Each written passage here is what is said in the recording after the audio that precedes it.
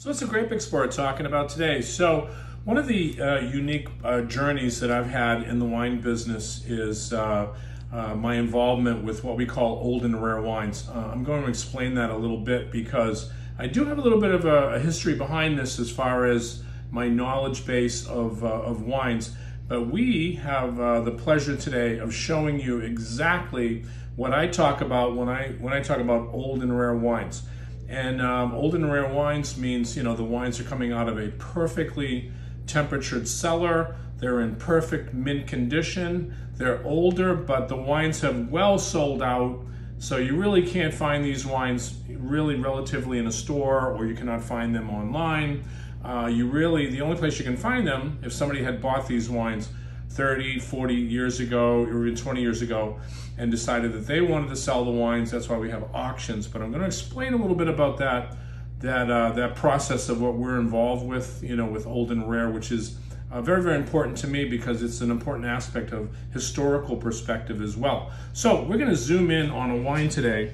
This is a Burgundy from a very famous company, Remoissenet. It's actually a Volnay Clos de Chêne from a vintage 1969. You know, just to give you some highlights on the map here, if we break out Burgundy, we show you Volnay. It's right between Pommard and Meursault here. And you can see this little sliver right here is called Volnay. It's a very special area that has what they call village vineyards, but they also have Premier Cru, which is exactly what this wine is all about. And we're even going to show you on the map while we talk about Volnay Clos de Chêne is at the top of the hill. This is all the vineyards of Volnay. This is the highway right here. This is the village wines here, and then the higher you get into what's called a Premier Cru, and then you can see right there, that's at the top of the hill, and there's a reason why Volnay Clos de Chêne is so great. But Remoissenet is a very interesting company, founded in 1877. It was run very enthusiastically by Roland Remoissenet the last 10 years of the helm. You know, in 2005, he was age 75. He decided to retire. The company was sold to New York financiers and developers, Edward and Howard Milstein, together with Maison Louis Jadot and Toronto-based Halpern Enterprises. And they expected to change. That's why we call it the past, the present, and the future. But what they bought was an amazing amount of wines. You know, the cellars of Remoissenet. And, you know, I had a chance to sell these wines back in the early 80s when I was working for a company out of Boston. They were the direct importers from Remoissenet. We called them Remos, and of course Remoissenet was a little hard for people to pronounce. So Remos obviously had older wines. We were selling, back in the 80s, we were selling wines from 60s, as this is here. So 64 Corton Brezons, some of the greatest Burgundies. But we also wanted to show you, this is a bottle here, and how we judge wines in old and rare is the fills. And actually, this is what's called a top shoulder fill, where the fill of the bottle line would be here. This is called a shoulder fill. Now, that doesn't mean that necessarily the wine has gone bad. It doesn't necessarily mean a fault in the wines. But in Burgundy, you know, with the wines being aged, now think about this, is 1969, you know, coming out of the cellars of Remoissenet in actually 2015. You know, these wines were not even moved, and they never left the cellars in bone. You know, Remoissenet cellars in bone are one of the largest, deepest, coldest cellars. They keep the wines perfectly stored. But what we did was we decided to uncork this wine just to show you that just because a fill is coming here doesn't necessarily mean that the wine is a fault or bad. You know, of course, you know, you see younger wines up here with the top shoulder. That would tell me something too. That would say that, geez, you know, maybe that's not right. So over the period of time, when the wine, you get a little bit of this élevage, they call it, right here. And we're gonna pour it so I can show you a little bit, but look at this cork. It was perfect, mint cork. It did not disintegrate. You know, sometimes when you get older corks, you know, the corks fall apart. This came out perfect. Look at that, it's just beautifully intact cork. And then we pour the wine. You're gonna be very careful when you pour an older wine like this. You can see it's a mahogany color. And one time, I'm assuming the color was really going to be like that bright kind of red color. But you know, older wines are very interesting. A lot of people have not had the privilege to taste older wines, and I wanted to share this with you. That's the reason why we wanted to do this episode of what we call old and rare. And again, you know, if you ever are interested in any of these wines that I show, you can always hit us on YouTube channel or even on Instagram, and you can send us any information if you're interested in any of these wines. Of course, you know, we sell these wines as well in the open market, and we're selling them to top level restaurants because you can't find these wines anymore. They're gone. They're off the shelves, but they're perfectly ready to drink. My experiences on a wine like this is when you open the wine, it actually does change color, almost back to its original color. It will never be that color when it's first started out, but you can see this color right here. And we're gonna smell some things that, of course, older wines give you. You get a really interesting mahogany, kind of cedary kind of notes, obviously from the oak of this wine. That's the prevalent thing. But I get the mineral tone.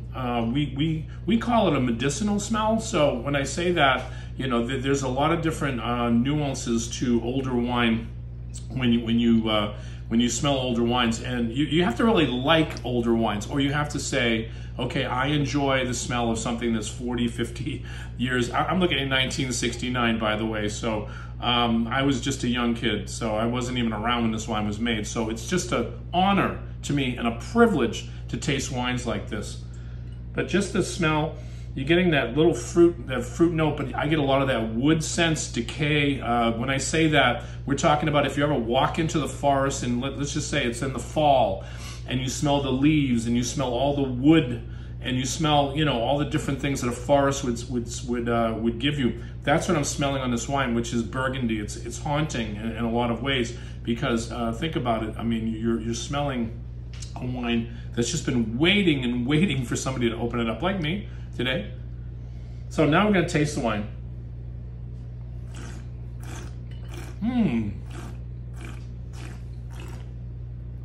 Man, that's a mouthful of wine.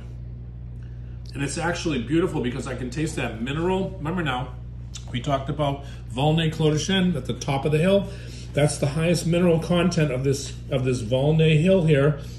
So you're tasting all of this wine that actually, what I say gives this wine its life, its vibrancy, it's the acidity structure from the soil composition here.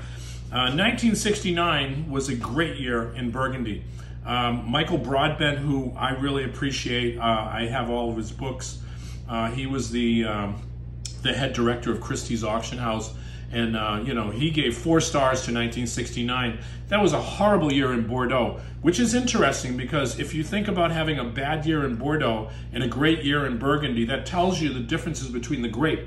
Pinot Noir having this, you know, this type of a harvest in 69, and it was a miserable year in Bordeaux. It was raining all the time. Cabernet didn't ripen properly. So if you find a 69 Bordeaux, it's probably not going to be that good. But a 69 Burgundy, if you ever see a 69 Burgundy, take it from me, that's one of the greatest vintages under the radar that people did not really know about. Now the wine's changing. That's the beauty of Burgundy. It's magical in the bottle. You cannot get these kind of nuances when you drink wines this young.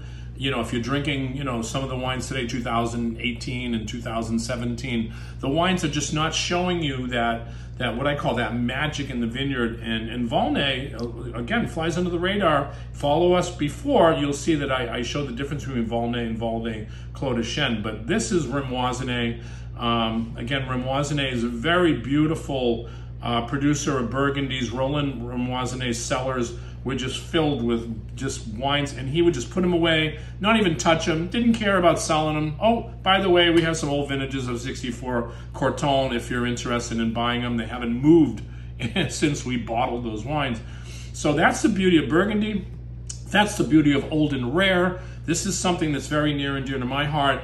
And again, if you ever want any information on any of the wines that I represent, because I do have old and rare available in Bordeaux, Burgundy, Rhone. We're going to be talking about that in the next series of what we call old and rare series.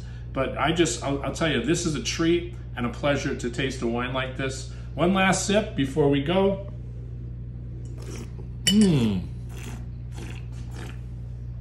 Oh, all the fruits now are coming out of the wine. We just opened this. Sometimes you can decant these wines too. Might throw a little bit of sediment on the bottle, but I just wanted to stand it up. You pour it very, very carefully. Again, you open the bottle very carefully to make sure that the cork is going to be intact. Look at that. That's a beautiful cork. 1969. There is no seepage here. That means that that was perfectly stored. These are things that we judge when we buy old and rare wines and resell them. We want to make sure that everything is perfectly intact. Again, the fill was here. We talk top shoulder, but you know something? That did not deter the wine at all. This wine is just absolutely magnificent. It's what I call something that is a pleasure treat, and with the prices of Romanée Conti being $5,000 a bottle and $8,000 a bottle, La Tâche, Romanée Saint Vivant, all these wines are just outrageously priced. This is a 69 that could be had for $350 a bottle. Okay, so this is what I'm saying.